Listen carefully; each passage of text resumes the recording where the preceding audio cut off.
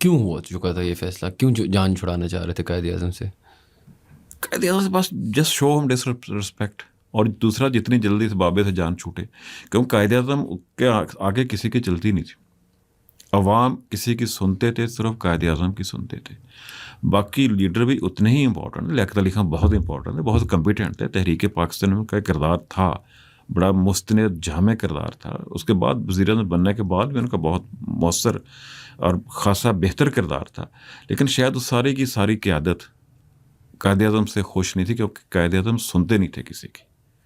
He was so strong man कि किसी की उनके जो फैसले होते थे बड़े अटाल होते थे, बहुत बहुत ही देखभाल के प्रॉपर विजन के साथ फैसला करते थे। लेकिन जब फैसला हो जाता था, सुनते थे वो सबकी, लेकिन फैसला अल्टीमेटली उन्हीं का होता था।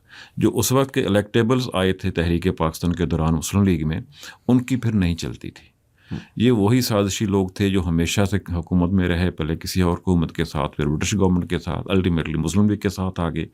ये हमेशा साजिशी ही थे, साजिशी ही रहे।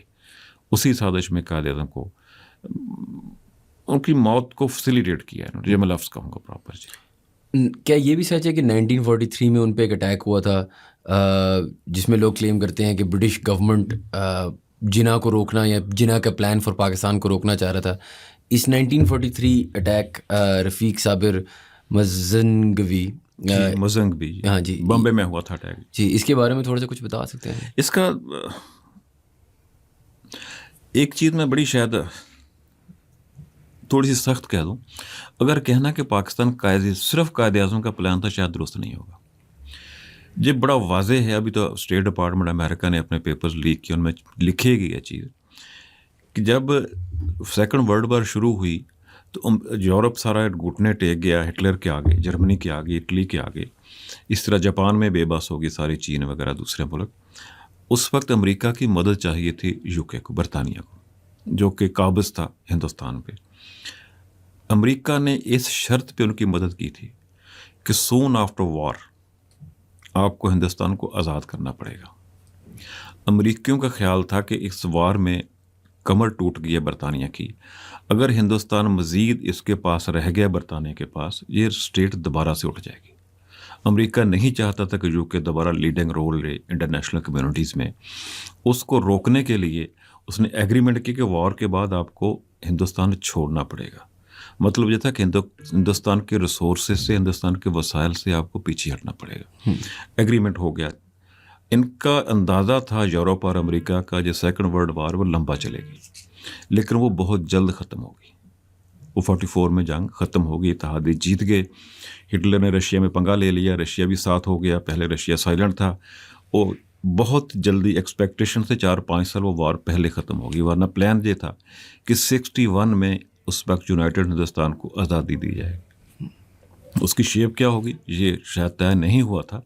ये तय हो गया था कि बरतानिया हिंदुस्तान, मुत्तहिदा हिंदुस्तान से निकल जाएगा, जिसमें बांग्लादेश, पाकिस्तान और इंडिया है जी। तो उस माहदे के तहत बरतानिया को यहाँ से निकलना था।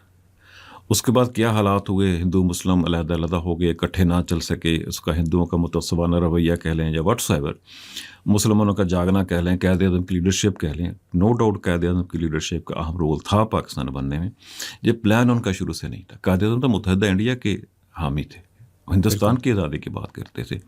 हालात बने जो पाकिस्तान का प्लान हो गया। अब जो उस हमले की जिसने बात की है, वो साहब जो थी, एक तो छोटा सा चाकू लेके हमलावर हुए थे। तहरीक खाकसार से उनका ताल्लुक था। उस पर मुख्तलिफ थ्योरीज हैं। मुझे नहीं लगता कि वो सीरियस एफर्ट थी या वो वाकई इस काबिल बंदा था कि उनको मार सकता था। एक चाकू, छोटे चाकू से, बड़ा चाकू भी नहीं था, बंदा तो नहीं मरता। फिर कायद-ए-आज़म अकेले नहीं थे, कमज़ोर जिस्म उनका ज़रूर था, लेकिन घर था उनका, उनके घर में गए थे, डे टाइम गए थे। अटैक ज़रूर हुआ था। शायद वो किसी एक इंडिविजुअल के जहन में कोई फतूर आया था। शायद इल्ज़ाम लगाया जाता है कि तहरीक खाकसार की उस वक्त की लीडरशिप जो थी, वो चाहती थी अगर कायद-ए-आज़म रास्ते से हट जाए तो हम टेक ओवर कर लेंगे, हम ही वारिस होंगे इस तहरीक के, और शायद हिंदुस्तान को इकट्ठा भी रख सकेंगे। इसमें कोई वादा मुझे लगता नहीं कि वो प्री प्लान किसी ऑर्गेनाइजेशन का, जो कि बड़ी कम्युनिटी का हमला था, किसी इंडिविजुअल का फेल वो ज़रूर हो सकता है।